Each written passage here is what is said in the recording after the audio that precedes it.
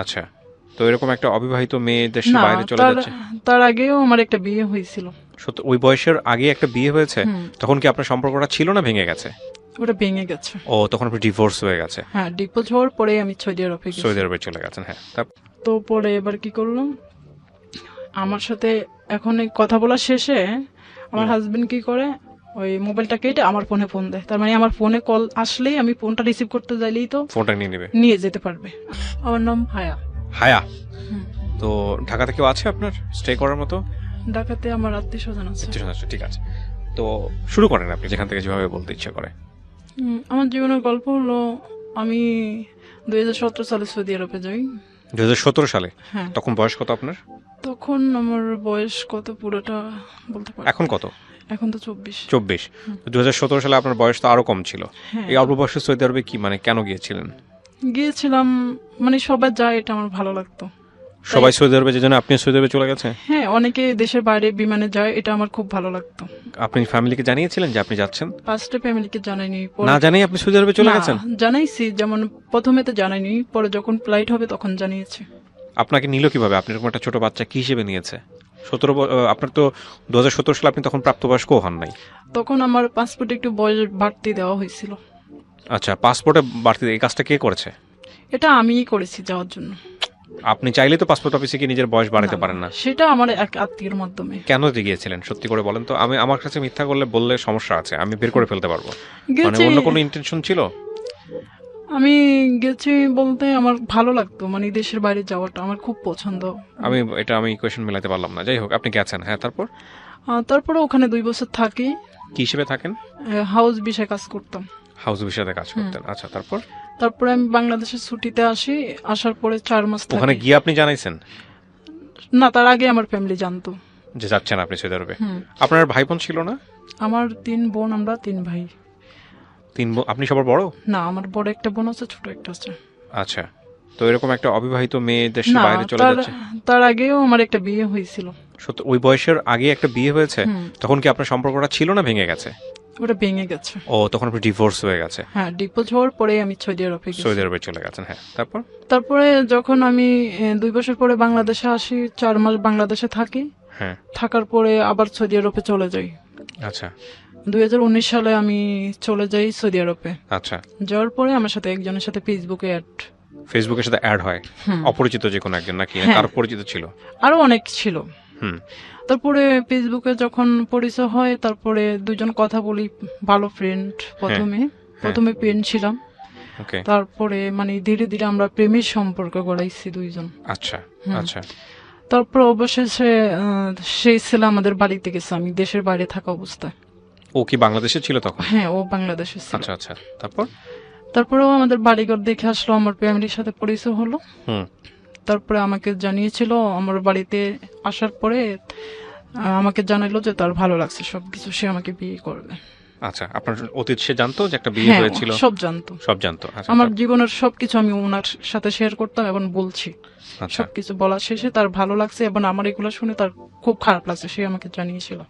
তারপর? তারপরে সে এগুলা জেনে শুনে সে আমাকে মানে আমার পাশে দাঁড়াবে, সে আমাকে বলছিল। ওকে।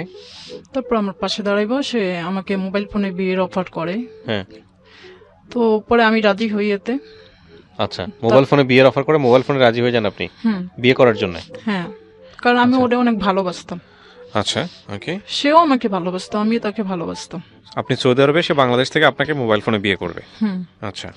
তারপরে ইমোতে কথা হতো, তারপরে ওর নাম্বার আমার কাছে পাঠাইছে, তারপরে এইভাবে নাম্বারে মেসেঞ্জারে কথা হতো, আবার ইমোতে কথা হতো, এরকম আমাদের কথা থাকতোই। তো পরে লাস্টে আমরা মোবাইল ফোনে বিয়ে করি। মোবাইল ফোনে বিয়েটা কিভাবে হয় আমাকে একটু বলেন। মোবাইল ফোনে সে আমাকে বলছে বিয়ে করবে, তো পরে সে আমাকে জানাইছে যে অমুক দিন, মানে একটা ফাইনাল ডিসিশন নিছে, অমুক দিন বিয়ে হবে। আচ্ছা। তো পরে সে কয়েকজন ছেলে পেলে নিয়ে এবং 2-1 হুজুর টুজুর নিয়ে মানে বিয়েটা ওর ফ্রেন্ড সকালে, আমার ফ্যামিলিতে জানে না, ওর ফ্যামিলি জানে কি সঠিক জানি না, তবে ওর যারা ফ্রেন্ড ছিল পার্সোনাল তারা জানতো। তারপরে সম্পূর্ণ বিয়ে হয় 2 লাখ টাকা কাবিনে। মানে সেটা কি মানে বিয়ে ওরা বর নিয়ে কি আপনার বাড়িতে যায় বা এরকম কোনো কিছু? না না, তাহলে মোবাইলে সে মোবাইলে কিভাবে সিস্টেম হয়? মোবাইলে ওই পাশ থেকে আপনি তাকে দেখতে পেরেছেন? হ্যাঁ, ভিডিও কলে দেখেছেন? ভিডিও কলে আপনি কি অবস্থা দেখেছেন? সে মাথায় মুকুট টুকুট পরে বসেছিল? না, এরকম না, সে পাঞ্জাবি পরছিল আর মাথায় একটা টুপি ছিল, আর তার বন্ধুরা ছিল। আপনার ওই পাশে আপনার পক্ষের কে ছিল সৌদি আরবে? সৌদি আরবে আমার এই মালিকের বউ ছিল বা মেয়েরা ছিল। আচ্ছা, আপনারা ভিডিও কলে ছিলেন। আপনার বাবা মা ছিল এই বিয়েতে? আমার বাবা মা ছিল না, জানতো না তারা? আপনারা যে বিয়ে করতেছেন আপনি বাবা মার কাছ থেকে অনুমতিও নেন নাই? না না, কিচ্ছু জানাননি। আপনার ফার্স্ট ডিভোর্স হওয়ার কতদিন পরের এই ঘটনা? ডিভোর্স হয়েছে আমার 14 সালে। আর বিয়েটা, সেকেন্ড বিয়েটা হয়েছে 2020 সালের অক্টোবরের 3 তারিখে, মোবাইলে হয়। পরে আবার তার মানে আপনার এই 6 বছরের গ্যাপ ছিল, মানে আপনি 6 বছর সিঙ্গেল ছিলেন? বাচ্চা কাচ্চা কিছু ছিল প্রথম পক্ষের? হ্যাঁ, একটা মেয়ে বাবু ছিল।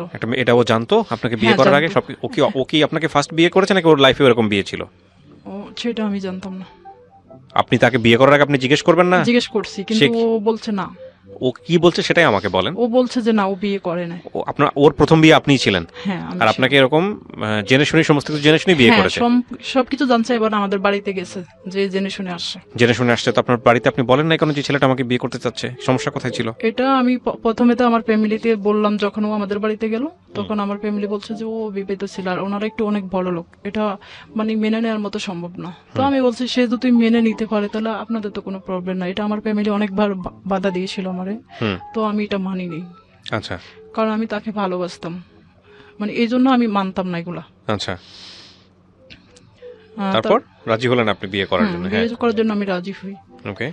তারপরে বিয়ে হয়। তারপরে বিয়ে হওয়ার 6-7 দিন পরে আমার একটা কাগজ পাঠায় উনি। কাগজটা পাঠাইলে ওটা আমি রাখি। কি কাগজ এটা? বিয়ের কাবিন? হ্যাঁ, বিয়ের কাগজ। কয় লাখ টাকা কাবিনে হয়? 2 লাখ টাকা। 2 লাখ টাকা কাবিনে বাংলাদেশ থেকে সে কাগজ পাঠায় আপনার ওই ঠিকানায়? আচ্ছা, তারপর পাঠাইলে তারপরে তখন আপনাদের সামনাসামনি দেখা সাক্ষাৎ হয় নাই? সামনাসামনি হয় নাই, বাট আমরা ভিডিও কলে কথা বলতাম। ইমোতে? ইমোতে। ওকে। তারপরে বাচ্চাটা তখন কোথায়? আমার বাচ্চাটা আমার ওই হাজবেন্ডের বাড়িতে। ওর নিয়ে গেছে একটা মেয়ে বাচ্চা? ওনারা সাথে নিয়ে গেছে মেয়ে বাচ্চা। ওকে, তারপরে যখন বিয়ে হয় তখন তো আমি সৌদি আরবে থাকি। তার কয়েকদিন পরে সে জানা তার বিজনেস করে, সে আমার জানা যে সে অনেক বড় বিজনেস করে, আমি জানতাম এটা। তো সে তখন লকডাউন ছিল বাংলাদেশে, তার অনেক টাকা লাগবে, এটা অফার করলো। তো কত টাকা সেটা এখন বলছি না আমি, বাট টাকা লাগবে সে জানাইছিল, তো অনেক টাকা দিলাম তাকে। শুধু একদিন না, অনেক, মানে এরকম ধরেন আমি যতদিন ছিলাম দেশের বাইরে সম্পর্ক হওয়া পর্যন্ত তাকে টাকা দিতাম। এরকম প্রায় আমার কাছ থেকে টাকা নিত, কারণ আমি তো তাকে ভালোবাসতাম এবং আমার হাজবেন্ড, আমি সেটা ভাবতাম, টাকা দিতাম। তারপরে এরকম করতে করতে হঠাৎ করে একদিন সে আমাকে খারাপ একটা অফার করে, যে আমরা বলতে মানে ফিজিক্যালি মানে খারাপ একটা অফার করে। যে আমাকে তো বলতে হবে যে আপনার কিসের খারাপ অফার? সে তো আপনার হাজবেন্ড, সে খারাপ অফার করবে মানে বুঝলাম না। মানে হাজবেন্ড, তাকে ভিডিও কলে আসতে হবে এবং কিছু করতে হবে তার সাথে। তো এটা আপনার হাজবেন্ড, সে খারাপ অফার কিভাবে হয় এটা? না, তো এটা আমি মেনে নিতে পারতেছি না। বলে কি জন্য? কারণ আমি বাংলাদেশে আসিনি, এখনো আমার সাথে দেখা সাক্ষাৎ হয়নি। সে তো আপনার হাজবেন্ড। হ্যাঁ, সে চাইলে এটা পারে, কিন্তু পারে অবশ্যই, এটা আমি কিন্তু মেনে নিতে পারতেছি না। আপনি তাকে কি বলেন? আমি বলছি যে আজকে না বা কালকে, এরকম মানে আপনি অ্যাভয়েড করেন। আচ্ছা, হ্যাঁ, তারপর শুধু এরকম ঘুরাইতেছি। তো একটা না আমাকে আমার সাথে যোগাযোগ 26 দিন বন্ধ করে দেয়, আমি বন্ধ করে দিই। আপনি বন্ধ করে দেন যোগাযোগ? হ্যাঁ, মানে বিয়ের কাবিননামা সবকিছু হওয়ার পরে আপনি যোগাযোগ বন্ধ করে দেন? হ্যাঁ, যোগাযোগটা বন্ধ করে দিই, যে আমি বাংলাদেশে আসা ছাড়া এগুলো আমার পক্ষে সম্ভব হবে না। আর বাংলাদেশে যাওয়ার পরে সবাই জেনে শুনে তারপরে আমি যাবো, তারপরে সবকিছু এরকমটা আমি জানাই। তাহলে বিয়েটা করলেন কেন? সবাইকে জেনেই বিয়ে করতেন? সবাইকে জানিয়ে বিয়েটা করিনি, তখন হয়তো বা আমার ফ্যামিলি মেনে নিবে না। আমি একটা জিনিস বুঝতে পারছি না, যে প্রথম কথা হচ্ছে যে আপনি ছেলেটাকে তো বাংলাদেশে এসে তো সবাইকে জানাবেন আপনি বলছেন। হ্যাঁ, তো সেই সবাইকে জানানোর অর্থটা কি? মানে সেই যদি কেউ নাই মানে, আমার যুক্তিতে আসেন, যদি কেউ নাই মানে তখন আপনি কি করতেন? তখন হয়তো বা তার দোষ দিতাম, যে তুমি তো তোমার ফ্যামিলি সম্পর্কে জানো। আমি একটা জিনিস বুঝতে পারছি, এটা হলো যে আপনি সবাইকে জানাতে চাচ্ছেন, সবাই যদি আপনার ক্ষেত্রে গুরুত্বপূর্ণ হয়ে থাকে তাহলে সবাইকে না জানিয়ে আপনি বিয়েটা করলেন কেন? কারণ কেউ বিয়ে দিবে না আপনাকে ওনার সাথে, তাই তো? তাহলে আবার সেই সবাইকে জানানোর দোহাই কেন দিতেছেন? তার ভাই আমার সাথে, একটা ভাই আমার সাথে যোগাযোগ করছিল ওখানে হ্যাঁ। থাকা অবস্থায়। হ্যাঁ, বলার পরে ওনার ভাই অনেক ভয়টা দেখাইতো আমার, কি ভয় থাকে তো? ভয় দেখাইতো তারা কখনো মেনে নিবে না, তার বাইরে অন্য জায়গায় বিয়ে করবে, মানে আমার মতো একটা কাজের মেয়েকে তারা এটা কখনো এটা করবে না, যে কারণে আপনি এই ধরনের সম্পর্কে যেতে রাজি স্বস্তি হইনি। বোধ করতেছিলেন না, হ্যাঁ। যে যদি কোনো একটা ক্ষতি করে ফেলে বা কিছু একটা হয়। ওকে, ফাইন, লজিক আছে। হ্যাঁ, বলেন তারপর। তারপরে মানে এরকম যোগাযোগ বন্ধ করে দিই, তো আবার হুট করে সে আবার ফোন দেয়, যোগাযোগ করে, হুম করার পরে এখন আমার বলে যে ঠিক আছে তুমি যেহেতু এটা পারবে না তাহলে বাংলাদেশে চলে আসো। হুম তো আমি বলছি আমি তো হঠাৎ করে যাইতে পারব না, চাইলে এটা বিদেশ, বুঝতে হবে। পরে আমি কি ঠিক আছে আমার মালিকের সাথে কথা বলি, যদি আমাকে ছুটি দেয় তারা তো জানে আমার বিয়ে হয়েছে, তাহলে আমি চলে যাব। তো কেছে ঠিক আছে জানাও। পরে আমি সাথে সাথে ফোন কেটে আমার মালিককে জানাইলাম যে আমি বাংলাদেশে যাব ছুটিতে। তখন ওনারা আমারে বলতেছে না ছুটি দিবে না আপাতত, তখন সামনে রমজান ঈদ, কিন্তু সামনে রমজান আছে। হুম তো আমার বলছে তুমি রমজানের পরে যাই, এখন যেতে পারবা না। আমি বলছি না আমার যেতে হবে।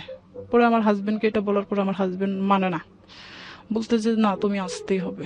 তো আমি বলছি ঠিক আছে, তাহলে আমি আবারও আমার মালিকের মেয়ে ফ্যামিলি আছে সবার, তো সবার সাথে আমি যোগাযোগ করলাম যে আমি চলে যেতে হবে। এখন ওরা বলতেছে আমার দিবেই না।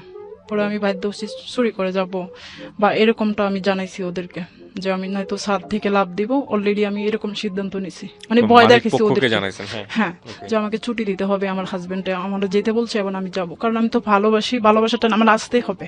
হুম তো লাস্টে আমি এটা করলাম। পরে একদিন পালিয়ে যাই বাসা থেকে, আমার হাজবেন্ডে বলার পরে আমি সিদ্ধান্ত নিচ্ছি পালিয়ে যাব। সৌদি আরবে পালা যান? কোথায় যাবেন? বাংলাদেশে আসবেন পালিয়ে? হ্যাঁ, পালিয়ে বাংলাদেশে। ওরা কি আপনাকে বন্দি করে রাখতো? বন্দি করে রাখতো না, তাহলে পালানোর প্রসঙ্গ আসলো কিন্তু কেন? ওদের বাড়িতে সিসি ক্যামেরা আছে। তো পালালে তো ধরা পড়ে যাবেন, হ্যাঁ। ঠিকই আসবে। তো পরে আমি একদিন রাস্তায় মানে কাজ করার নাম দিয়ে রাস্তা মানে বিভিন্ন ওদের তো সৌদি আরবে পল গাছ টাছ থাকে রাস্তায়, ওই পানি দেওয়ার নাম করে আমি পালানোর সিদ্ধান্ত করি। হুম তারপরে পালে কতটুকু যাওয়ার পরে দেখতেছি আমার মালিকের ছেলে, তো উনি দেখে আমার বাসায় নিয়ে আসে। বাসায় নিয়ে আসে, সবাইকে নিয়ে মিটিং করতেছে আমি পালিয়ে যেতে চাইছি, এগুলা করলে ভালো না, যেটা ওদের বাড়ির নামে বদনাম হবে এমনটা জানায়। পরে আমার বলছে ঠিক আছে তুই রমজানের পরে চলে যাইস, এই কয়েকটা মাস থাক। আমি বলছি না, আমার হাজবেন্ড যেতে বলছে, আমার যেতে হবে। হুম তো পরে বলছে না যেতে পারবোই না। পরে আমি সিদ্ধান্ত করি লাস্টে, এখন আমার হাজবেন্ড বলছে না আসতেই হবে। পরে আমি কি করলাম, ওরা আবার একটু ভয় পায়, মানে বাঙালি মেয়েদেরকে মানে রাগ কথা বললে বা বিভিন্ন ভয়টা দেখাইলে। পরে আমি একদিন দুষ্টামি করে ওই ছুরি আছে না বড়, এগুলা নিয়ে আমার মালিককে বলছে যে আমি ম্যাডামকে আর কি, যে আমাকে ছুটি দিতে হবে না, তো আমি আত্মহত্যা করবো, এমনটা জানাইছে। হুম তো পরে ওনারা রাগ করে আমার ভিসা ক্যান্সেল করে আমার জেলে পাঠিয়ে দেয়, জেলে পাঠিয়ে দেয়। তো আমি সেক্ষেত্রে 8 দিন জেলে থাকি। সৌদি আরবের জেলে? হুম। কেমন ছিল জেল? জেলটা অনেক ভালো ছিল, কি বলেন? অনেক সুন্দর, জেল আবার এত সুন্দর হয় কিভাবে? অনেক সুন্দর। এটা ছপর জেল। হ্যাঁ, ছপর জেল। সফর জেল বলতে? ছপর জেল বলতে এরকম আপনাদের মতো এরকম অফিস, আপনি আমাদের অফিসকে জেলখানা বানায় ফেলতেছেন না তাহলে? মানে এরকম সুন্দর আর কি। ওকে, এরকম সুন্দর অফিসে ওরা কি জেল বানায় রাখছে? হ্যাঁ, এটা ছপর, আপনার কথা শুনে তো লোকজন বাংলাদেশ থেকে চলে যাবে সৌদি আরবে জেল খাটার জন্য। মানে অনেক সুন্দর, আচ্ছা। মানে ওখানে থাকা খাওয়া মানে ইত্যাদি সবকিছু, আচ্ছা, মানে টাইম মতন খাইতে ডাক দিবে, আবার ঘুমানোর সময় কিন্তু মোবাইল ইউজ করতে দেয় না। তো আমি আচ্ছা। আমার হাজবেন্ডের সাথে যোগাযোগ করতে পারি না 7 দিন। আচ্ছা, তো তারপর? হঠাৎ করে একদিন ফোন দিয়ে বলতেছি আমি তো এমনি এমনি চলে আসছি, আমার তো মালিক জেলে পাঠিয়ে দিছে, এখন কি করব, সম্পূর্ণ দোষ তোমার। বলছে ঠিক আছে চলে আস, কোনো সমস্যা নাই। তো বলতেছে তুই যেদিন ফ্লাইট হবে ওদিন আমার ফোন দিবি, আমি এয়ারপোর্টে যাব। তো আমি বলছি ঠিক আছে। বলার পরে ওখান থেকে জেল থেকে 8 দিন পরে বের হয়ে আরেকটা, বের হলেন কিভাবে? ওনারাই আবার সরকারি ভাবে এটা বের করে দিছে। ও সরকারি ভাবে বলছে ঠিক আছে যাও বাংলাদেশে চলে যাও। হুম। তো পরে ওখান থেকে বের হয়ে আরেকটা জায়গায় 28 এমনি সামনে মোট 28 দিন ছিলাম। আরেকটা জায়গায় কোথায়? মানে ওদের আন্ডারই। আচ্ছা, মানে জেলের আন্ডারই ছিলেন আপনি? হ্যাঁ, 28 দিন থাকার পরে যেদিন আমার ফ্লাইট হবে তার 2 দিন আগে ওকে ফোন দিয়ে জানাই যে আমার অমুক দিন ফ্লাইট হবে, কিন্তু আমার হাতে মোবাইল নাই, আমি অন্য কেউ মোবাইল থেকে লুকিয়ে ফোন করতে হয়, মোবাইল কিন্তু আমাদেরকে দেয় না, যেদিন ফ্লাইট হবে ওদিন মোবাইল দিবে, বা আমাদের প্রয়োজনীয় যা ছিল কিন্তু আমাদের কাছ থেকে কিছু নেই না, ওনারা জমা রাখছে, ওগুলা যেদিন ফ্লাইট হয়েছে ওদিন দিয়ে দিবে আর কি। হুম। তো পরে 28 দিন পরে আমার ফ্লাইট হয়, পরে ওনাকে জানানোর পরে আমি বাংলাদেশে আসি, তখন 16ই ফেব্রুয়ারি ছিল। বাংলাদেশে দুপুর 2টা বাজে আসি, আসার পরে আমার ফোনে ওনাকে বলছি যে টাকা ঢুকে দিও আমার সিমে, তাহলে বাংলাদেশের সিমগুলো চালু হবে। পরে উনি টাকা ঢুকে দিয়েছে আমার হাজবেন্ড, এখন সিম চালু হয় না। পরে আমি আর ফোন করতে পারিনি, আমি এয়ারপোর্ট থেকে বেরিয়ে আমার হাজবেন্ডকে ফোন দিয়ে আমি অমুক জায়গায় আছি। তো পরে আমার হাজবেন্ড আমাকে রিসিভ করে মানে খিলক্ষেতের ওইদিকে, রিসিভ করে ও আমারে হোস্টেলে রাখে, আচ্ছা কাগজপত্র দিয়ে একটা হোটেলে রাখে মুখবাজারে। তো ওখানে থাকি, থাকার পরে ও মানে যে কাগজপত্র প্রমাণ ছিল আমার মোবাইলে, তো আমার কাছ থেকে মোবাইল নেয়, বলতে মানে বাংলাদেশে আসার পরে সৌদি আরবের ইমো চলতেছে না, তো আমার বলতেছে, আমি বলছি ইমো চালু করে দাও নতুন সিম দিয়ে। তো সেই ক্ষেত্রে সে আমার কাছ থেকে 2টা মোবাইল নেয়, বলতেছে আমি ইমো চালু করে নিয়ে আসি, মোবাইল ঠিক করে নিয়ে আসি, এটা বলে মোবাইল 2টাই নিয়ে যায় নিচে, নিয়ে নিচ থেকে মোবাইলের ফরম্যাট দিয়ে একদম সাদা করে ফোন নিয়ে আসে আমার কাছে। আয়না বলতেছে মোবাইলের প্রবলেম, ইমো চালু হয় না আমাকে বলতেছে। তো এই জন্য ফরম্যাট দিছে, এখন নতুন করে ইমো ডাউনলোড করে দিব। তার মানে আমার যে প্রমাণ টাকা পাঠিয়েছি এবং যে কাবিননামা কাগজ পাঠিয়েছি এগুলো আমার হাতে দিবে না, মানে সব ডিলিট। হুম। তো আমি পুরো বলছি কাগজপত্র এগুলো তো আমার লাগবে, বলছে তোমারে পরে দিব। তো আমি বলছি আচ্ছা ঠিক আছে, আমি তোকে বিশ্বাস করতাম। তো সেই ক্ষেত্রে আমি 2 দিন থাকি ওখানে, থাকার পরে এখন আমি বাড়িতে চলে যাই, ও আমার কিছু কেনাকাটা করে দেয় এবং আমি সৌদি আরব থেকে কিছু টাকা আনি, সেগুলো এয়ারপোর্টে ভাঙাই, ও আমি একসাথে মার্কেট করি এবং যা থাকা মানে ঘোরাফেরা যা খরচ এখান থেকেই, আমার এখান থেকেই। তারপরে ও আমার 2 দিন পরে বাড়িতে পাঠায়, আমি বাড়িতে চলে যাই। তারপরে এভাবে বাড়িতে অনেকদিন থাকি, থাকার পরে ফোনেই কথা বলতাম বেশি একটা, ফোনে কথা বলতাম, কাগজের কথা বললে বলতেছে তুমি এখন বাড়িতে এসো, তোমার ভাইটাই ফোন ধরবে, কাগজপত্র দেখবে, তাহলে সমস্যা হইব বা তোমার প্রবলেম হবে এবং আমারও কেউ জানতে পারে পেনটেন। তো আমি ঠিক আছে তাহলে তোমার কাছে থাকুক, আমি তো বিশ্বাস করতাম। তো ওনার কাছে কাগজপত্রগুলো থাকতো সব সময়। তো পরে আমি বাড়িতে 1 মাসের মতন থাকি, তো 1 মাস পরে ও আবার আমার ঢাকাতে নিয়ে আসে। আচ্ছা, বাড়ি মানে আপনার বাড়িতে? আমার বাড়ি থেকে ঢাকাতে নিয়ে আসে। ওই তো 1 মাসের মতো কোথায় ছিলেন? আপনার নিজের বাড়িতে ছিলেন? হ্যাঁ, নিজের বাড়িতে। তো ঢাকায় এসে 1 সপ্তাহ 10 দিন থাকি, ও রাত্রির বাসা আমার রাত্রির বাসা, হোটেলে এরকম থাকি আর কি। থাকি একসাথে, আমরা তো হাজবেন্ড ওয়াইফ ঘোরাফেরা করি, যখন যেটা লাগবে, আমি বিদেশ থেকে এসে আমার টাকা দিয়ে খরচ সবকিছু ইত্যাদি। তো এরকম করতে করতে কয়েক মাস হয়ে যায়, হঠাৎ করে আমি রাগ করে মাঝে মধ্যে ওকে ব্লক করে দিই, তোমার সাথে কথা বলবো না, এটা সেটা, তুমি আমার বাড়িতে নাও, এগুলো বললে সে আমাকে জানায় এখন না পরে। তার ফ্যামিলি এখন রাগে আছে, তার ভাই আমেরিকা থাকে, সে আসবে বাড়িতে, বিলিং এর কাজ করতেছে, তারপরে আস্তে ধীরে আমাকে নিবে সবাইকে জানিয়ে। তো আমি সেতে রাজি, ঠিক আছে তুমি তোমার ফ্যামিলি ম্যানেজ করো, আর আমার বিয়ে হয়েছে, বাচ্চা আছে, এগুলো তোমার ফ্যামিলি জানে, তো নিবে না আমারে, তো এগুলো ধীরে ধীরে এগুলো নিতে হবে মেনে। তো এরকম আমাকে বুঝাইতো, আমিও বুঝতাম, আমি যেটা বলতো আমি সেটাই বুঝতাম। আচ্ছা, তখন এই লাস্ট ঘটনাটা হলো ডিসেম্বরের 15 তারিখের ঘটনা। তাকে আমি বলি যে আমাদের বাড়িতে নিবা না, 1 বছর হয়ে গেছে আমি বাংলাদেশে আসছি, বাড়িতে নিয়ে যাও। তো সে বলে ঠিক আছে, আমি ঢাকা থেকে অমুক দিন আসবো, ডিসেম্বরের 15 তারিখে সে আমাকে তার বাড়িতে নিব, এমনটা জানায়। তো আমি কি ঠিক আছে, তো আমার সেক্ষেত্রে কিছু টাকাও লাগবে। তো আমি কি আচ্ছা ঠিক আছে, কয় টাকা লাগবে, নিয়ে আসবে, সমস্যা নাই। আমার কাছে এখন টাকা নেই, তুমি টাকাটুকু নিয়ে আসবা। তো আমি কি আচ্ছা ঠিক আছে আসবো। তো কখন আসতাম, বিকাল বেলা সে আমার বাড়িতে নিব, রাতে কেউ যেন না দেখে। তো আমি কি কিভাবে আসবো, বসে যে আসবো না নর্মাল, বলছে না তুমি বসে যে আসো আমাকে বলে। তো আমি কি আচ্ছা ঠিক আছে, আমি নর্মাল ভাবে বসে যে আসতেছে। তো নর্মাল ভাবে আমি বোট হয়ে সেজে প্রাইভেট কার দিয়ে আসি। আসার পরে ওই উনি আমাকে রিসিভ করে, আমার হাজবেন্ড রিসিভ করে একটা রেস্টুরেন্টে নেয়, নিয়ে ওখানে বসি, আমরা 2 জন কথা বলি, তারপরে ওখানে কিছু খাবার দাবার করি। তারপরে সে রাত হয়ে গেছে, সন্ধ্যা 8টা বেজে গেছে। তখন আপনার বাসায় জানে না যে সে আপনার হাজবেন্ড? না, তখন আমার বাসা জানতো না। আমার বাসা জানে যে আমরা ফোনে কথা বলি, এটাই জানতো। কিন্তু আমার ফ্যামিলিকে আমি বলছি যে আমি একটা বিয়ের অনুষ্ঠানে যাই, আমার হাজবেন্ড আমাকে বলছে তুমি বলবো যে আমি একটা বিয়ের অনুষ্ঠানে যাই। আচ্ছা, তো আমি এটা বলছি, বলার পরে রেস্টুরেন্টে খাওয়া দাওয়া শেষে এখন আমি বলি রাত হয়ে গেছে, চলো বাড়িতে এখন যাই। পরে ও বলতেছে না তোমার তো বাড়িতে নিব না। আমি কি কেন, বলো তোমার আজকে বাড়িতে নিব না, 2-3 দিন পরে নিবো, আজকে হোটেলে থাকবো। আমি কি না, হোটেলে থাকবো না, আমার শরীর ভালো না। তো এসে বলছে টাকা নিয়ে আসছো। আমি কি হ্যাঁ আসছি। তাহলে টাকা দাও, আমরা কিছু মার্কেট করি। তো আচ্ছা, আমি তো ওকে বিশ্বাস করতাম, টাকা দিলাম কিছু মার্কেট করার জন্য। পরে আমার তুমি বাড়িতে চলে যাও, তুমি একদিন দিনে এসো, রাতের বেলা তোমার নিব না। তো আমি কই কেন, আমি বাড়িতে যাব না। বলছে না চলে যাও, তুমি 2 দিন বা 3 দিন পর আবার আসবা। তো আমি কই তাহলে তুমি কমিটমেন্ট করো যে আমরা অমুক দিন বাড়িতে নিবা। বলছে ঠিক আছে। কমিটমেন্ট করলো, সে আমারে শনিবারে বাড়িতে নিবে।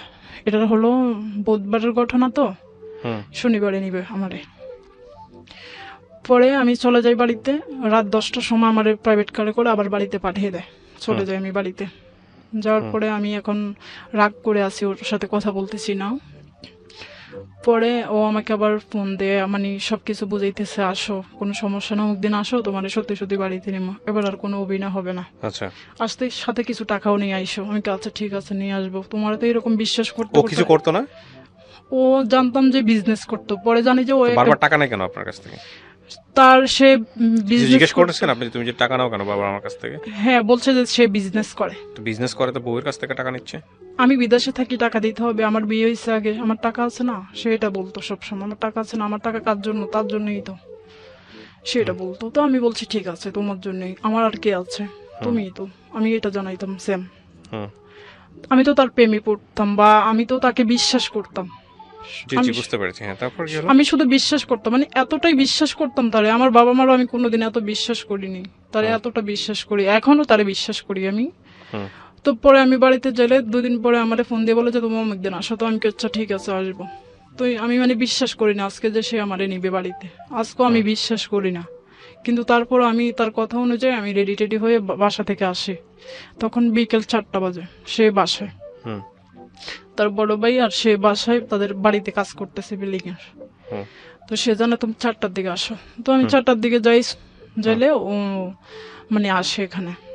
তো আমি সিএনজিতে বসে থাকি, ও আসে আমাকে আমার ব্যাগ ট্যাগ নামাই, সিএনজি থেকে নামিয়ে আমার একটা রেস্টুরেন্টে নেয়, হুম, নিয়ে ওখানে বসে বসে কথা বলি, দুইজন সেলফি উঠাই, মজা করতেছি, আমরা দুইজন কথা বলতেছি। পরে ওখানে কিছু খাবার দাবার খাইতেছি বসে বসে।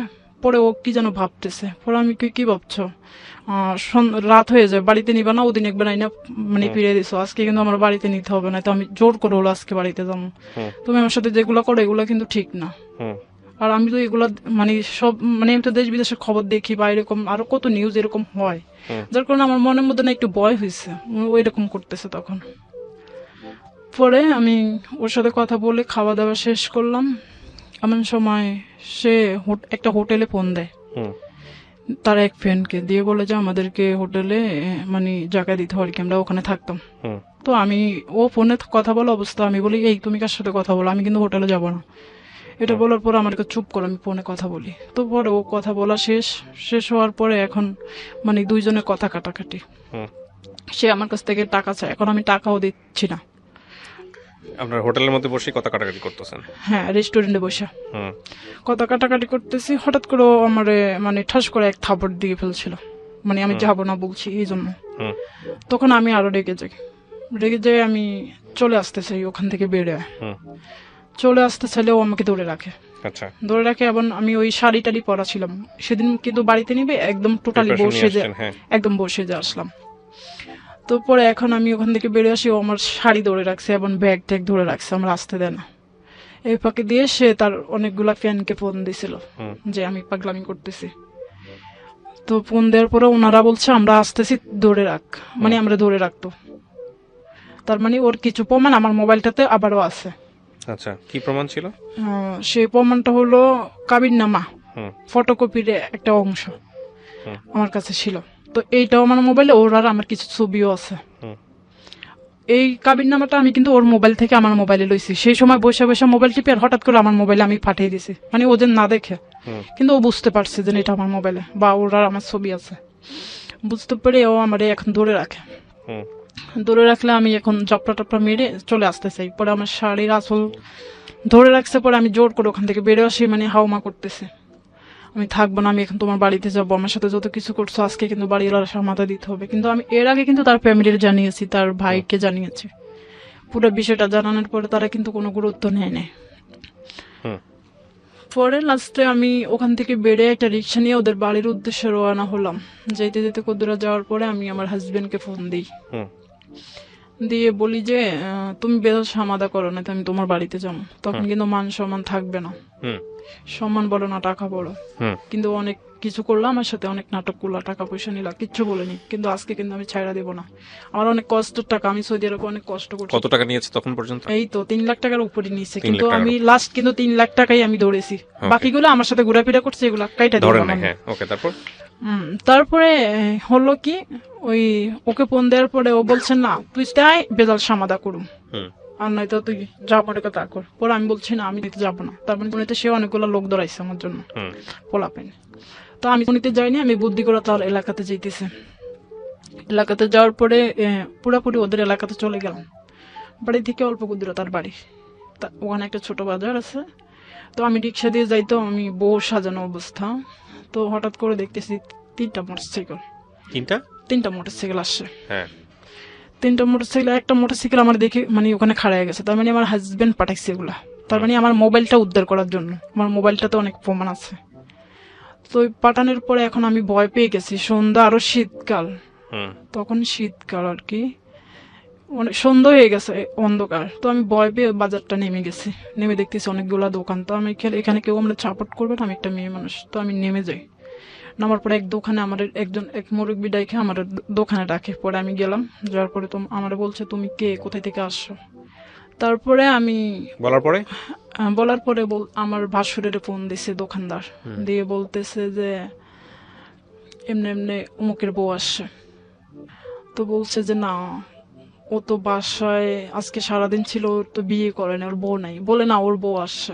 এটা বইলা দোকানদার বলার পরে বলে না, ও বিয়ে করে না, এটা বলে ফোন কেটে দেয়।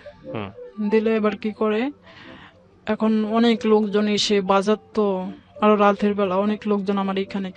এপাকে আমার হাজবেন্ড কি করছে, ওখানে আরো লোকজন আমার হাজবেন্ডের কাছে ফোন করে, কারণ আমার হাজবেন্ড তো লোক পাঠাইছে, ওগুলো এখানে আছে মোটরসাইকেল যেগুলো আসে, কিন্তু এগুলোর মুখে রুমাল বাঁধানো, সবগুলো ছেলের মুখে। পরে আমার হাজবেন্ডের লোক পাঠায় এখানে হাজারো মানুষ। তখন আমার হাজবেন্ডের সিস্টেম করে লোক পাঠায়। তো 3-4টা ছেলে আসে, এসে আমার বলে যে আপনারা ওনাদের বাড়িতে নিতে বলছে।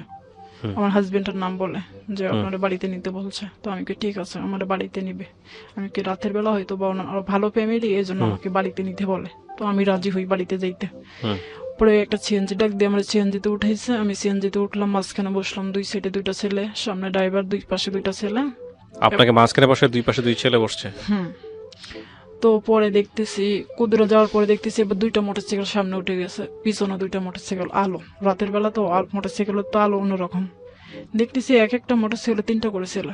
এখন আমি ভয় পেয়ে গেছি যে ওনারা তো আমার বাড়িতে নিতেছে না। আমার মন বলতেছে যে ওনারা আমার বাড়িতে নিতেছে না, ওনারা নিচ্ছে আমার অন্য কোনো জায়গায় নিতেছে, বা কি করে জানি আমি বুঝতে পারতেছি না। মানে ঠিক আমি মানে জ্ঞান হারিয়ে ফেলছি, এরকম আমার কাছে মনে হয়েছে।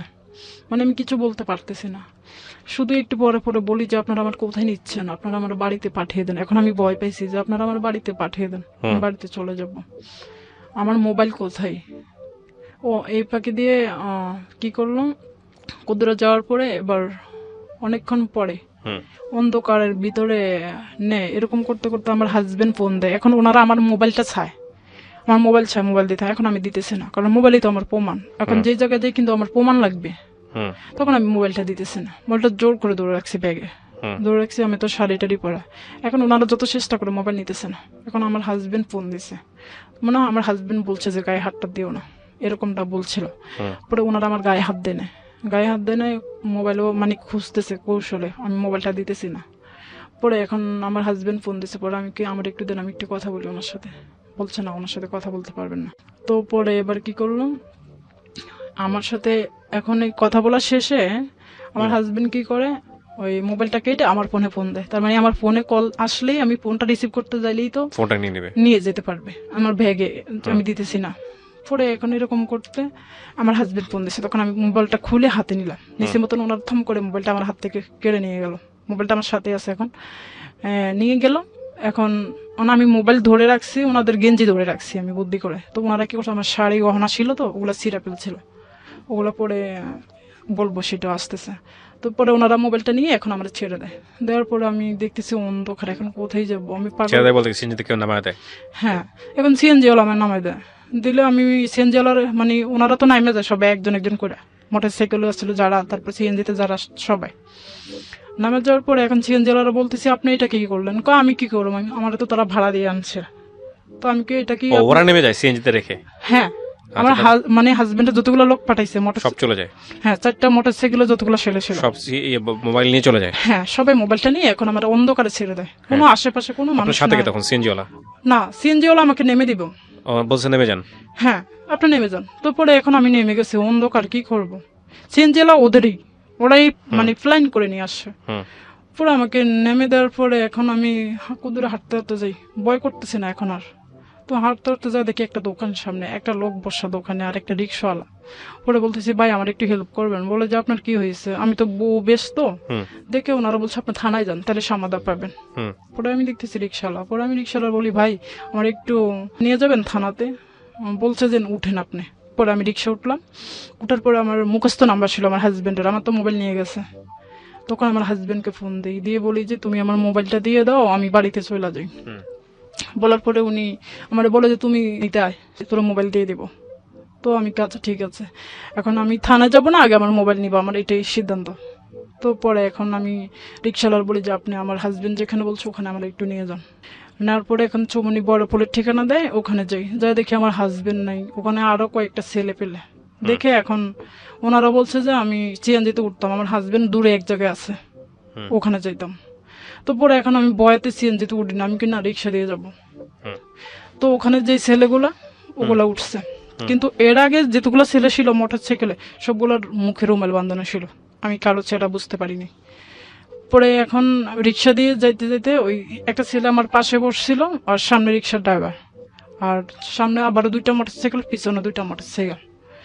কিন্তু তখন রাত 11টা বেজে গেছে, আরো ঠান্ডা, সবাই তো নিরিবিলি হয়ে গেছে, আর দেশ গ্রাম। পরে কি করলো, এখন আমারে নিয়ে যায়, এখন অনেকে আমার প্রশ্ন করে আপু কি হয়েছে আপনার সাথে। পরে আমি বলি যে ভাই আমার সাথে এমনি এমনি বিয়ে হয়েছে, ও আমার কাছ থেকে টাকা নিয়েছে, আজকে বাড়িতে নেওয়ার কথা আমারে নেয় না, আমার সাথে এরকম এরকম করতেছে। ওনারা মানে আমার এগুলো শুনতেছে, রিক্সাওয়ালা শুনতেছে। পরে আমার অনেক দূর এক জায়গায় নিয়ে যায়, কিন্তু আমার হাজবেন্ড ওখানে অনেকগুলা ছেলে পেলে। তারপরে ওনারা আমার এক মহিলা নাম্বারে বাসা নেয়, তখন রাত 11:30 বাজে। নেওয়ার পরে যায় দেখি ওখানে অনেকগুলো ছেলে, কিন্তু কোনো মহিলা মানুষ নাই, আমার হাজবেন্ডও নাই। আমি এখন আরো ভয় পেলাম। ওই রিক্সাওয়ালা কিন্তু এগুলো শুনলো, রিক্সাওয়ালা কিন্তু ওইখানে আমার মহিলা নাম্বারে বাসা নামাইয়ে দিয়ে আসলো।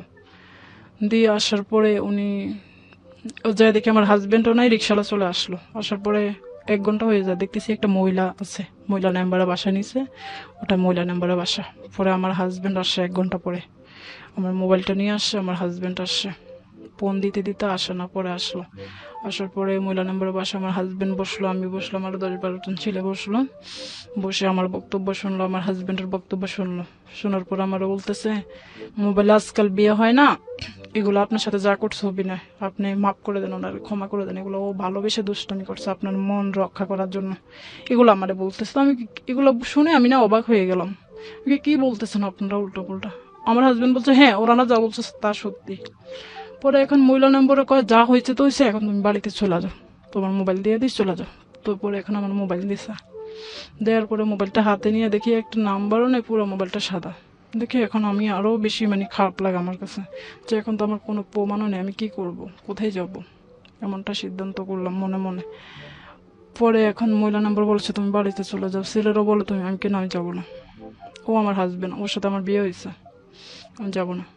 পরে এখন আমার হাজবেন্ড উঠে চলে যায়, তো ওর সাথে আমি উঠে চলে যাই, আমি কিনা তোমার সাথে যাব, তুমি আমার সবকিছু নষ্ট করলা, সবকিছু তোমার জন্য আমি বিদেশ থেকে চলে আসতে হইলো, আমি সৌদি আরবের ভিসা ক্যান্সেল করে চলে আসলাম, তোমার জন্য জেল খাটলাম, আজকে তুমি কি করলা, আমি কিছু মানবো না, আজকে যদি আমার মরণ হয় মরে যাব, তো আমি বাড়িতে ফিরে যাব না। এটা বলার পরে দেখতেছি 999 ওই রিক্সাওয়ালা ফোন করছিল। ওই রিক্সাওয়ালা ফোন করছে 999? 999 Very আমার interesting. হাজবেন্ড চলে যায়, ওই মহিলা নাম্বার এবং যে ছেলে ফেলে ওনারা সবাই আমার হাজবেন্ডের কাছ থেকে টাকা খাইছে। আচ্ছা, খায় ওনারা মানে আমার পক্ষে বলে না, সব ওর পক্ষে। হ্যাঁ সেটা আমার বুঝতে দৌড় পারছি। দেয়। হ্যাঁ, তারপরে কি হ্যাঁ। হয়েছে 999 ফোন করার পরে? এখন মানে ওনারা আমার প্রাইভেট কার ধরায় আমার বাড়িতে পাঠিয়ে দেবেন, কইছি না বাড়িতে যাব না, আপনারা আমার প্রয়োজনে একটা হোটেলে রাখেন রাতের জন্য, আমি ওখানে থাকবো, সকালে বাড়িতে যাবো। আমি একটা মেয়ে মানুষ, এত রাত বাড়িতে যাবো কি করে, সম্ভবই না। আর ও আমার হাজবেন্ড হলে বুঝতে পেরেছি আমি। তারপরে কি 999 ফোন, তারপরে কি হচ্ছে এটা বলেন। এখন 999 ফোন দেওয়ার পরে 3 জন দারোগা আসলো ঘটনাস্থলে, এসে দেখে আমার হাজবেন্ড চলে যেতে চায়, মানে পাড়াপাড়ি করতেছে। এখন আমিও জানি না 999 ফোন দিয়েছে, ও জানে না। কিন্তু পুলিশ আসার পরে এখন এসে দারোগায় ওরে প্রশ্ন করে তুমি কই থেকে আসলা, আমারে জিজ্ঞেস করে।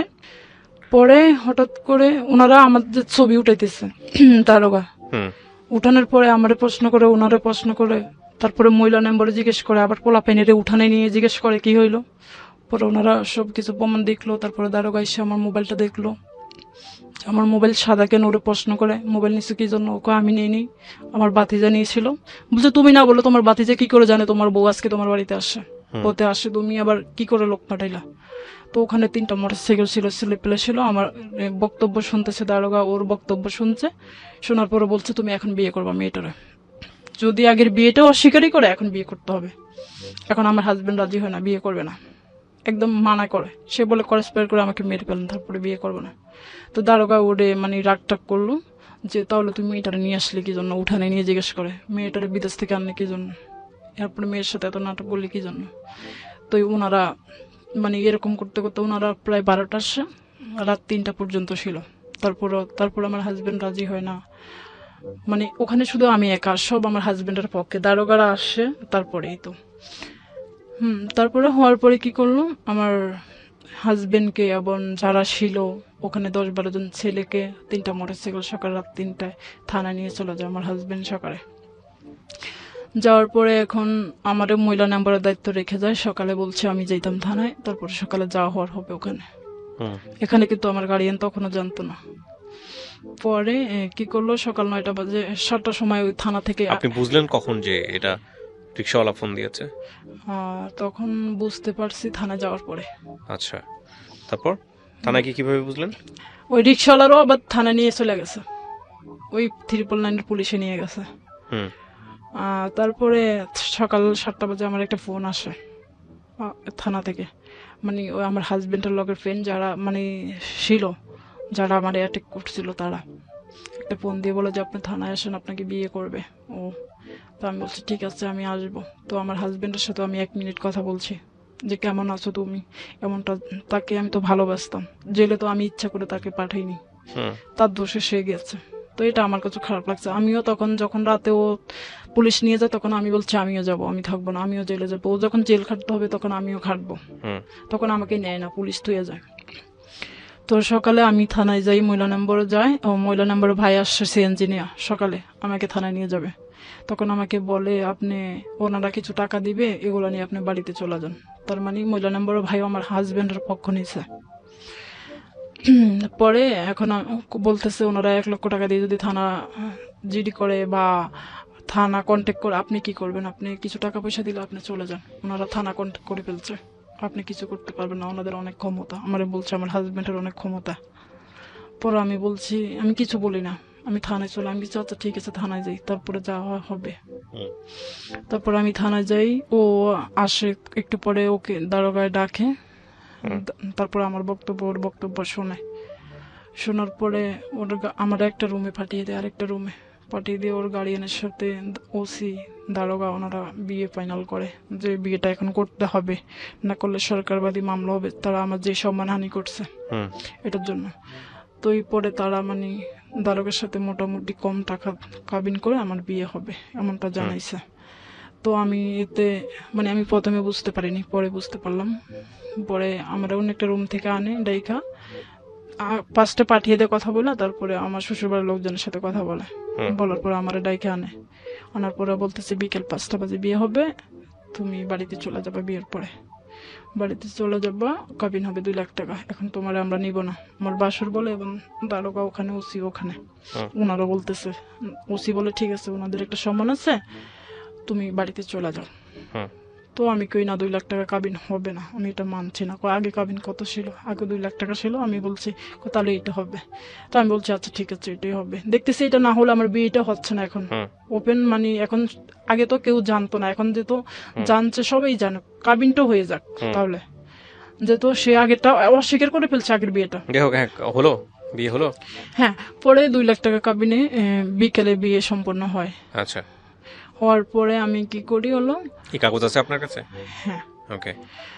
পরে বিয়ে হওয়ার পরে আমাদের বাড়ি চলে আসেন, ও চলে যায়, আমিও বাড়িতে চলে আসি। তারপর আসার পরে ওনারা আমার সাথে কোনো যোগাযোগ করে না, তার ফ্যামিলি বা কেউ যোগাযোগ করে না, আমার হাজবেন্ডও করে না। এবং আপনি থানায় যেতেন, কি পুলিশের কাছে বলতেন? হ্যাঁ বলছি।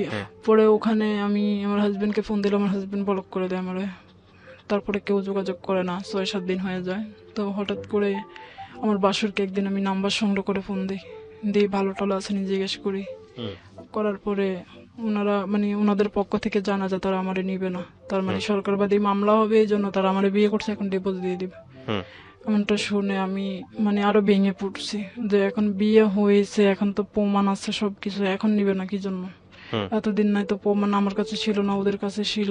ও মিথ্যা বিয়ে করছে বা যেটাই করছে আমার সাথে অভিনয়, এটা মনে ওর অভিনয় ছিল, এটাই আমার কাছে মনে হয়েছিল। হুম। তখন আমি বুঝতে পারছি যে ও আসলে আগে যেটা বিয়ে করছে এটা অভিনয় ছিল তার।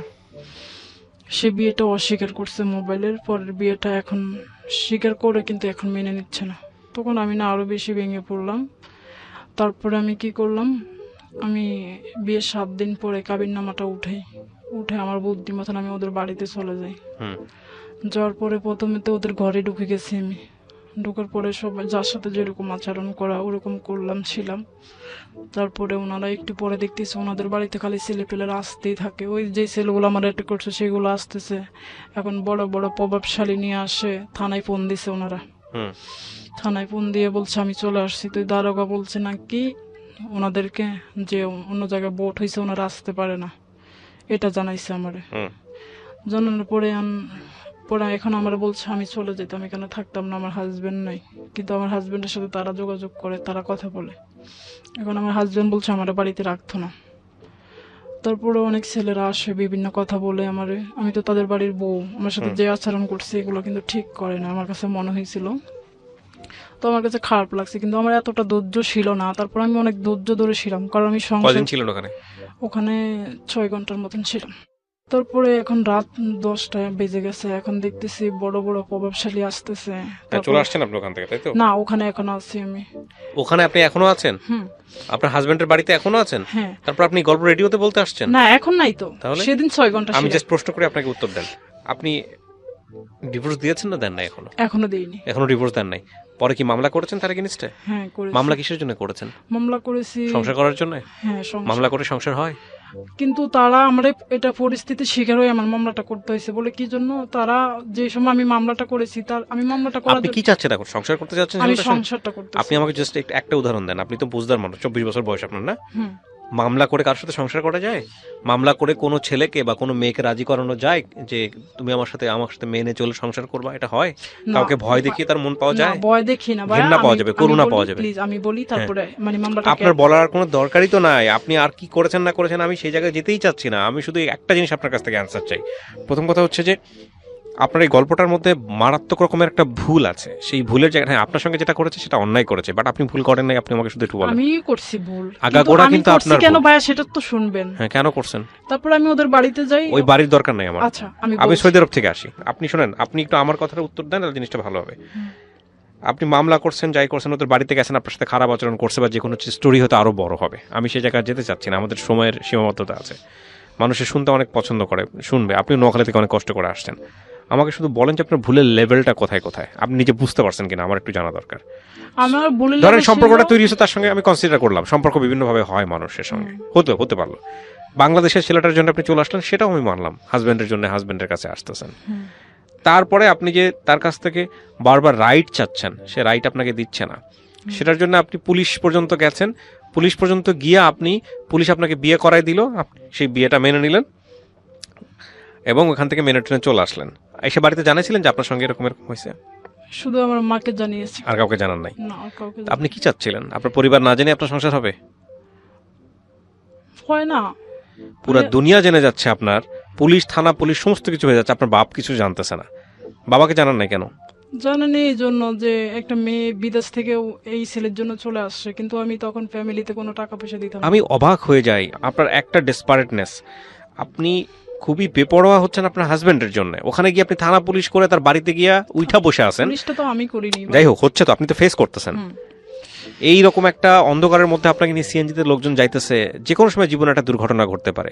রিকশাওয়ালা যদি 999 ফোন না দিত, তাহলে আপনার জীবনে সেদিন হয়তো অন্য ঘটনা ঘটতো, হয়তোবা, আল্লাহ ভালো জানে। কিন্তু অনেক ভালোই হতো, আমি বলি যে কিভাবে ভালো হতো? যে আমি একবারে আমার শেষ করে দিত, আর এত ঝামেলা থাকতো না। আমি যার জন্য আমার সবকিছু ছেড়ে আসতে পারলাম, সে কেন আমাকে ছেড়ে চলে যাবে? আমি না বুঝি না, মানে এই মেন্টালিটি বা এই মানসিকতা একটা মেয়ের মধ্যে কেন থাকবে?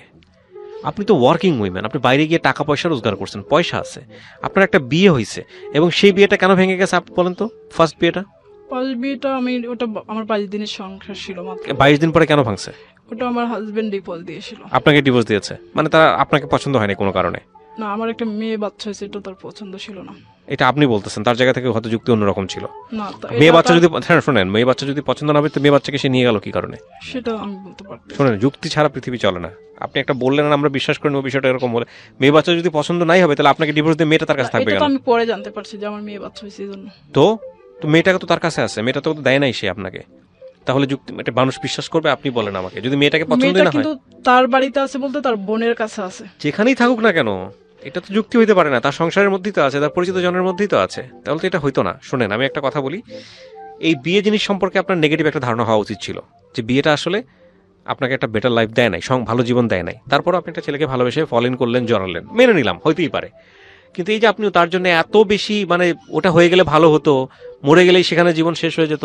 একটা কাজ করা মানুষ, আপনি কাজ করে পয়সা রোজগার করেন। যদি এমন হতো যে আপনি অন্য কারোর উপর নির্ভর করেন, আপনাকে কেউ পয়সা দিয়ে চালায়, আপনি পয়সা রোজগার করে লক্ষ লক্ষ টাকা জমাইছেন, আবার এরকম একটা ছেলের জন্য যে একটা, মানে আপনার কথা যদি বিশ্বাস করি, চরম পর্যায়ের বদমাইশ, এরকম একটা ছেলের জন্য আপনি আপনার নিজের জীবনটাকে শেষ করে দিতে চাচ্ছেন। এই সেন্স থেকে যদি বের হয়ে না আসতে পারেন, তাহলে এই গল্প আসলে কোনো সবক নাই, আপনি কিছুই শেখেন নাই এই গল্পটা থেকে। আপনি গল্পটা কেন বলতে আসছেন আমাকে শুধু এই একটা কথা বলেন। বলতে আসছি যে আমার এগুলো যেন তার ফ্যামিলি শুনে, শুনে কি হবে? তারা যেন আমার এগুলো পুরাটাই জানে, জেনে? কারণ তারা তো পুরাটা জানে না জানলো? আমার সাথে যেটা জানলো ঘটছিল। জানলো জানলো ধরেন আপনার নিজের সন্তান যদি হতো, ধরেন আপনার ছেলে এরকম একটা কাজ করছেন, আপনি আপনার ছেলেকে ফেলে দিতেন? জাস্ট এই অ্যান্সারটা দেন আমাকে, ফেলে দিতেন? কোনো মা তাকে জাজমেন্টে নিতে পারবে? ওই রকম সাহসী মা কিন্তু অন্যরকম জিনিস, ওটা সিনেমাতে দেখা যায়। হুম, তার কিন্তু ছেলে এরকম একটা ভুল করছে, তার ভাই এরকম একটা ভুল করছে, সবচেয়ে বড় কথা আমি তাকে ভালোবাসি। এখন শোনেন বিশ্বাস শোনেন শোনেন আমার করবো কথা শোনেন, তাকে ফেলে দিয়ে আপনাকে সাপোর্ট করতে পারবে? না। পারবে না, কেউ পারে না।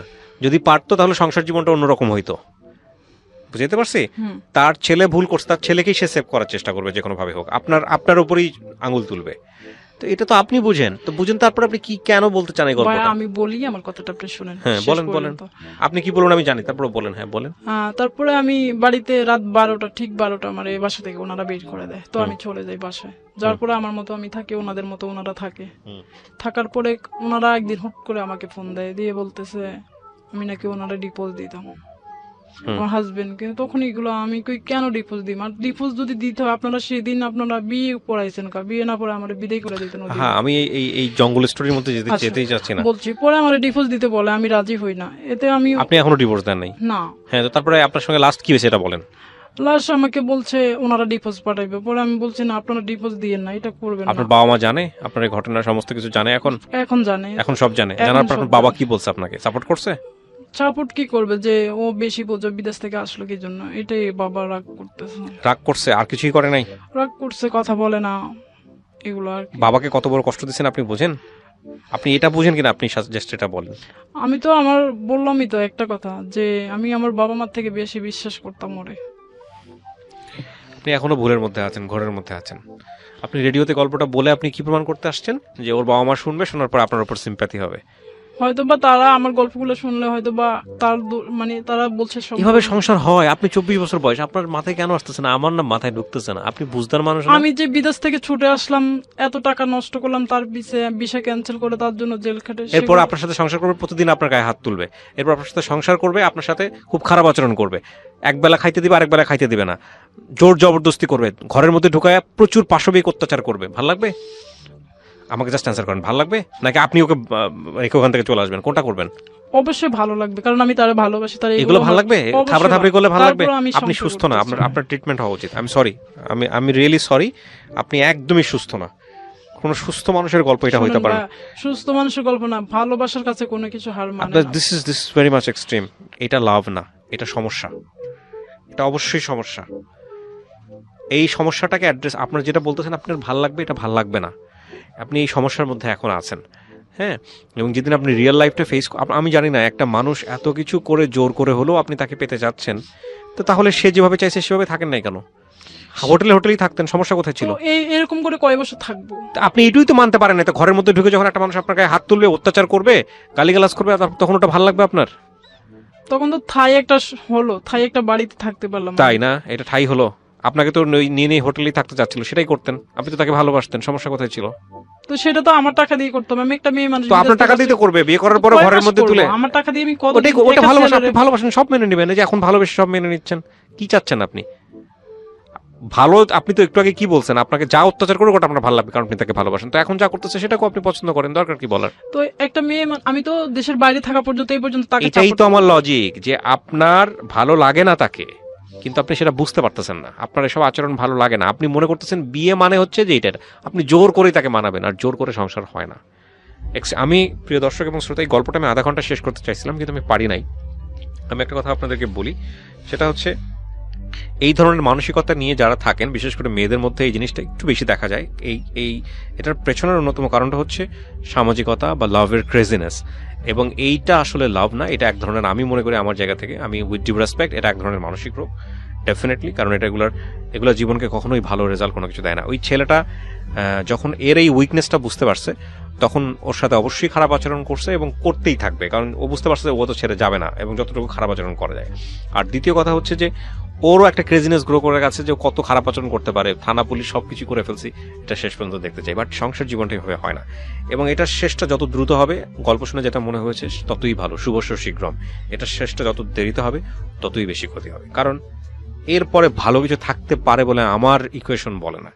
এই হচ্ছে বিষয়, কারণ আর কি থাকে, থানা পুলিশ হয়ে গেল, মানে কোনো কিছু তো বাকি থাকলো না, তাই না? একটা জিনিস যদি বাকি থাকে যে না ঠিক আছে, থানা পুলিশ হয়নি, আইন সালিশ হয়নি, বিচার হয় নাই, বাড়িতে উঠি নাই, এখনো কিছু বাকি আছে, এখনো মুরব্বীদের পার্টটা বাকি আছে, এখনো ওই জিনিসটা বাকি আছে, কেউ না কেউ একটা বেটার সলিউশন দিবে। কোনো কিছুই যখন বাকি থাকে না, তারপরে যখন সম্পর্কের অবস্থাটা এরকম হয়, তখন definitely it's not a good relationship, এবং এটার থেকে আমাদের একটা শিক্ষা নেওয়া উচিত। প্রথম কথা হচ্ছে, বিয়ের ব্যাপারে সবসময় একটা কথা বলি, মানে এগুলো সমস্ত কিছুই গল্প শুনে শুনে থেকে বলা, অভিজ্ঞতা থেকে বলা, বিয়েটা আসলে শুধুমাত্র মনের বন্ধন নয়, আমি রিপিট করি আবারও, মনের বন্ধন নয়, এটা একটা পারিবারিক বন্ধন, এবং এটা শুধুমাত্র ইমোশনাল থিং নয়, বরং এইটা অনেক বড় একটা রেসপন্সিবিলিটি।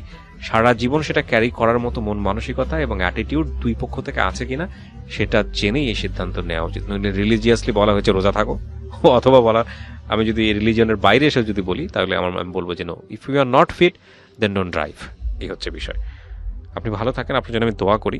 আপনার এতটুকু গল্পই এনাফ। তবে আমি আপনাকে চাইবো যে আপনি ঠান্ডা মাথায় চিন্তা করে দেখবেন যে আপনি নিজের সাথে নিজে অন্যায় করতেছেন কিনা।